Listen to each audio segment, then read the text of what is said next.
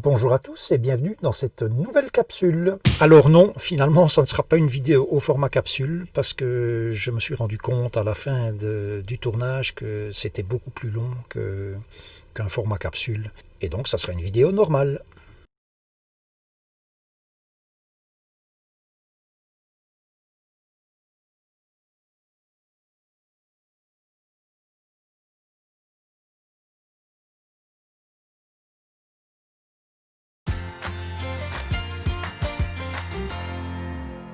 Vous saurez tout sur la consommation électrique de ce van, mais également de tous les vans qui ont un intérieur identique à celui-ci. Je pense notamment au McLouis Memphis, au Challenger, etc. Ça peut être utile pour celui qui veut savoir exactement combien tous ces consommateurs d'énergie consomment réellement. Les valeurs que je vais vous donner sont des valeurs en ampères-heure. Comment je les ai obtenues? Tout simplement via l'application qui me permet de contrôler ma batterie de cellule. Alors, la batterie cellule de mon van, comme je l'ai déjà mentionné précédemment, c'est une batterie lithium fer phosphate, LiFePO4, 100 ampères, 105, enfin, on va dire 100 pour simplifier les choses. Et il est évident que le panneau de commande de ce van, qui se trouve là au-dessus, n'est pas adapté à ce genre de batterie, ce qui veut dire que je ne peux aucunement me fier à l'indication qui m'est faite de son niveau en pourcent. Par contre, son niveau en volts, lui, forcément, il est bon, mais même quand cette batterie est à 50%, eh bien, en fait, le panneau de commande, lui, il m'indique 100%. Parce que ce n'est pas prévu pour les voltages d'une batterie lithium qui sont différents des voltages d'une batterie traditionnelle, je vais dire. Alors nous sommes en 2020, presque en 2021, on pourrait penser que les gens qui ont pondu ce panneau de commande, et je pense que c'est fait en Italie, comme tout le reste de ce van, sauf peut-être le Truma, ça doit plutôt être allemand, mais tout ce qui est électrique dans ce van, c'est italien. On aurait pu imaginer que simplement enlever le panneau et pouvoir changer un petit switch ou un deep switch pour dire voilà, maintenant je dispose d'une batterie lithium, puisque ça existe quand même depuis un petit moment. Mais non. Donc voilà, c'est comme ça. Hein. Mais donc heureusement, j'ai l'application qui est disponible pour cette batterie et qui me permet de voir exactement.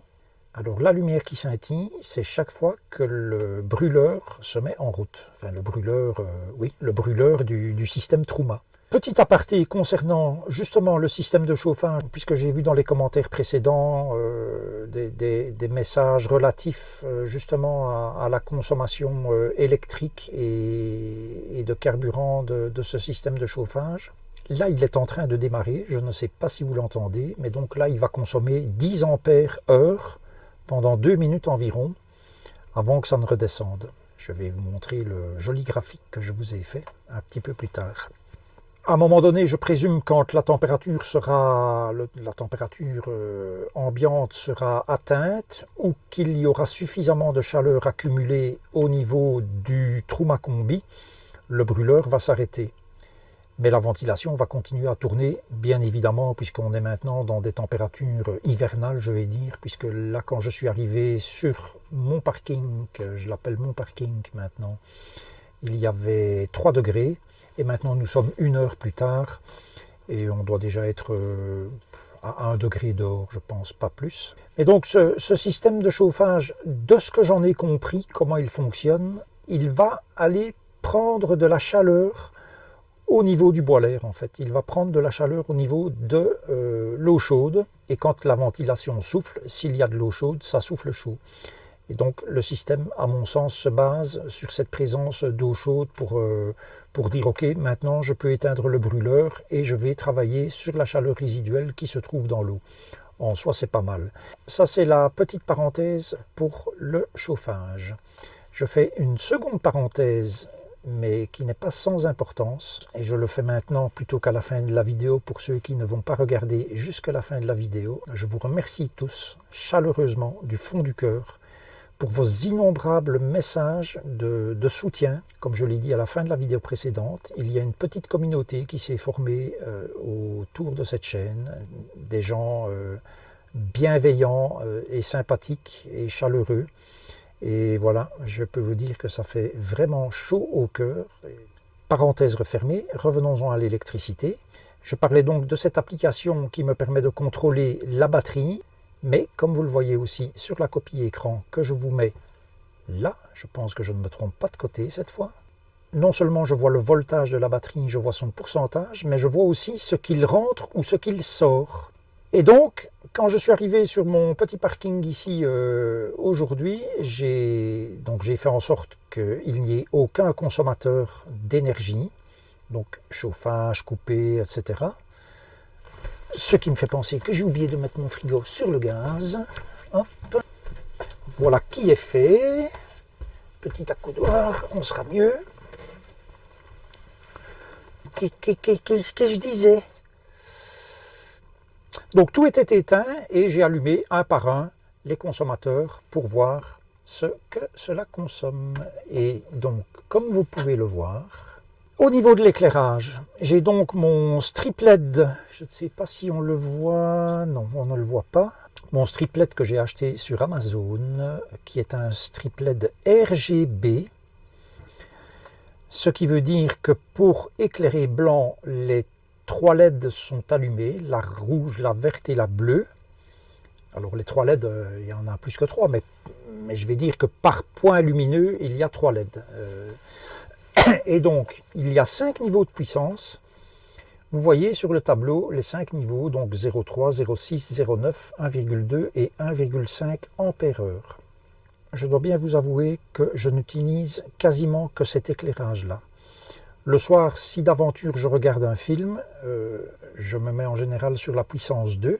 Mais comme je regarde un film avec la lumière rouge, il est évident que ça ne fait plus qu'une LED sur 3 qui est allumée. Donc même sur la puissance 2, à mon avis, ça ne doit pas consommer 0,6 ampères-heure. L'éclairage qui se trouve juste ici à côté de moi, au-dessus de la dinette, je vais allumer pour que vous puissiez voir ce que ça chante. C'est le plus bel éclairage de ce véhicule.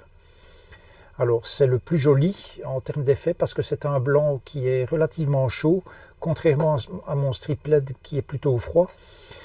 Mais ça consomme 2,2 ampères-heure. Donc, je l'éteins tout de suite. Donc, imaginez, voilà, il est maintenant ici 16h55. Il fait quasiment noir, ou en tout cas, on ne peut pas se passer d'éclairage. Mais si j'utilise cet éclairage-là, jusqu'à 20h, l'heure à laquelle j'aurai fini ma vaisselle et que je vais peut-être regarder un film, de 17 à 20, ça nous fait déjà 3 heures, ça nous fait 3 fois 2,2, ce qui nous fait 6,6 ampères qui auront été consommés.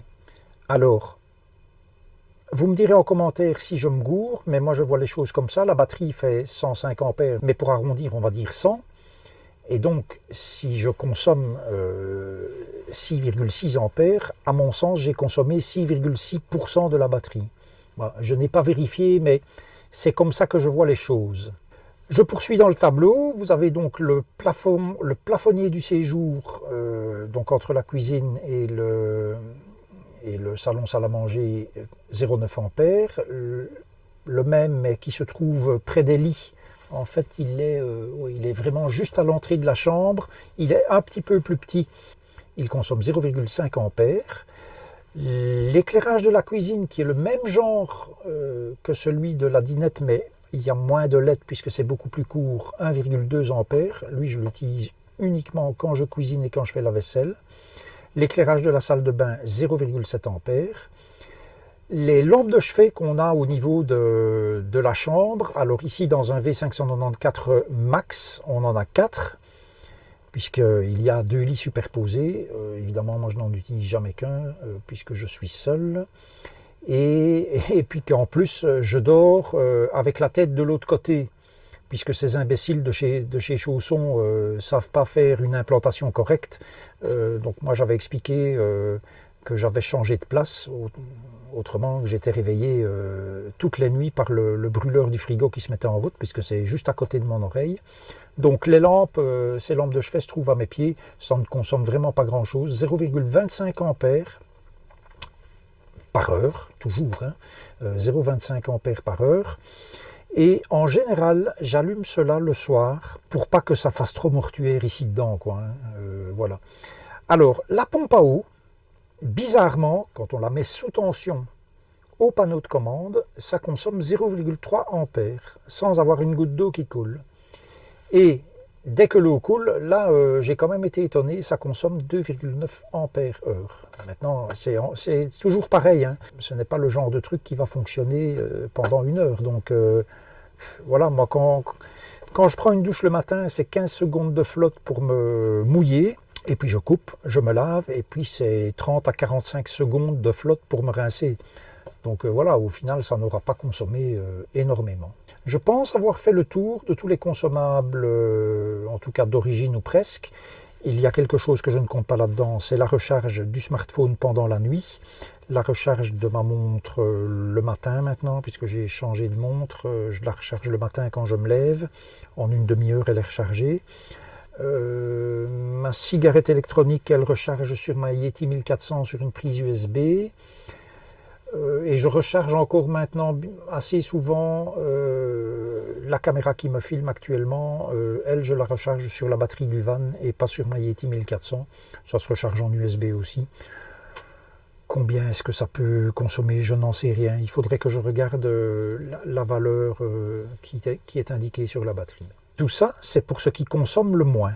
Pour ce qui est du système de chauffage, c'est un gros consommateur, mais uniquement au démarrage et à l'arrêt. Quand il se met en route, pendant 2 minutes environ, il commence à 13 ampères heure, et puis ça descend aux alentours de 10 ampères heure, comme vous le voyez sur ce graphique.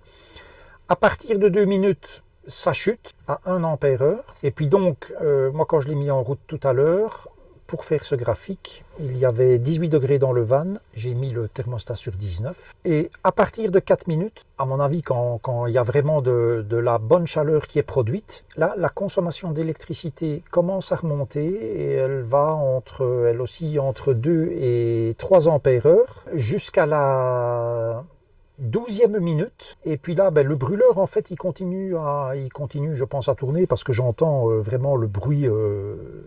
Ce n'est pas que le bruit de la ventilation, donc j'entends vraiment le bruit du système qui produit de la chaleur. Donc je présume, est-ce que c'est un injecteur ou je ne sais quoi. Je ne connais pas du tout la manière dont ça fonctionne, donc tout ce que je sais, c'est qu'il fait super bon dans le van. Et puis à un moment donné, voilà, la température approchait de la consigne et la consommation énergétique est redescendue à 1 ampère heure.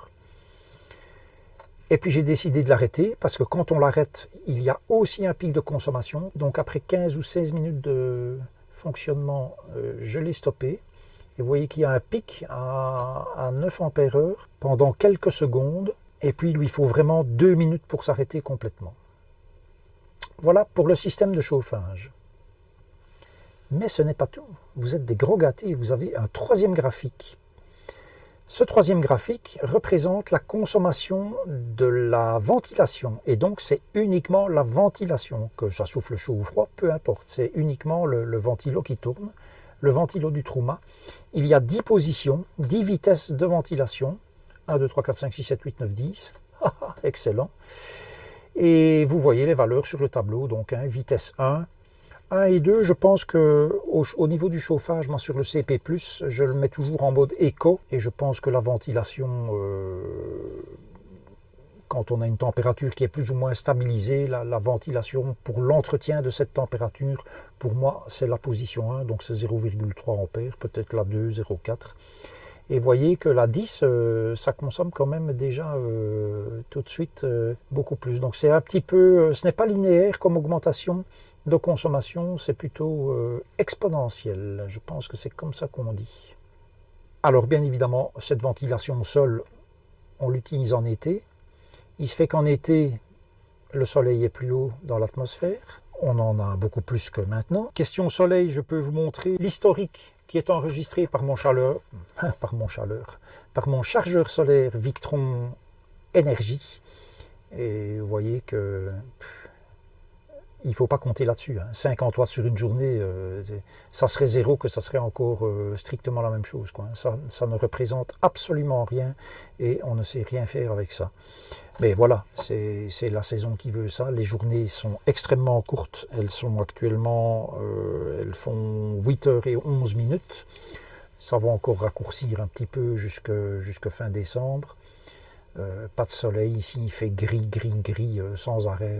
Donc le panneau solaire pour le moment c'est zéro, ça ne sert strictement à rien. Voilà, vous connaissez maintenant la consommation. Si vous avez un véhicule plus ou moins identique, vous connaissez exactement ce que ça consomme. Après, il suffit de faire des règles de 3. Voilà. Moi maintenant j'ai bien intégré le fait que il fallait aller à l'économie. J'étais très optimiste en été en me disant oui, à 10 h du matin, ma batterie était rechargée à 100%. Ben oui, mais forcément, pas de chauffage, uniquement l'eau chaude, un petit coup le matin. La ventilation, je pouvais même la laisser toute la journée avec le soleil qu'il y avait. Le panneau solaire donnait pas mal, donc c'était magnifique. Et puis en fait, je vois que maintenant nous sommes presque en hiver, nous n'y sommes pas encore, mais c'est tout comme, et bien voilà, ça devient compliqué. Vous me direz, il faut prendre une batterie de 200 ampères. Oui, c'est bien beau, mais enfin les 200 ampères, quand il faudra les remettre dedans, ça prendra le double de temps par rapport à une 100 ampères. Alors comme je n'ai pas le bonheur de bouger énormément, je me contente de cette batterie 100 ampères. Éventuellement le matin, je fais tourner le van pendant 30 minutes, voire 1 heure. Et puis voilà, pour le moment, je m'en contente. Un tout dernier point, avant de terminer, on m'a mentionné aussi dans un commentaire quelque chose à propos de l'alternateur du véhicule. Ce n'est pas un alternateur intelligent, comme les gens de chez Chou sont, ça c'est certain, puisque dès que je mets le véhicule en route, quelques secondes après, je vois bien au niveau de l'application que la batterie, l'aval ce matin, c'était 26 ampères heure. Donc vous imaginez, ça fait 26% de batterie en 1 heure, je pense en tout cas, à moins que je ne sois une quiche complète. Mais effectivement, après 30 minutes, j'avais récupéré 12 ou 13% d'énergie. Et j'ai constaté à cette occasion, je me dis, puisque le véhicule fonctionne sur le moteur, pour économiser du gaz, je vais mettre le frigo sur 12 volts. Eh bien, en fait, ce frigo, il consomme quasiment 6 ampères heure, parce que j'ai tout de suite vu que la batterie recevait 6 ampères heure de moins. Voilà, donc je l'ai remis sur le gaz, parce que l'important pour moi, c'était de récupérer de l'énergie dans la batterie. J'espère que ces informations vous seront utiles. Je vous dis à la prochaine et d'ici là, prenez grand soin de vous. Au revoir. Hop, hop, hop. Stop the machine.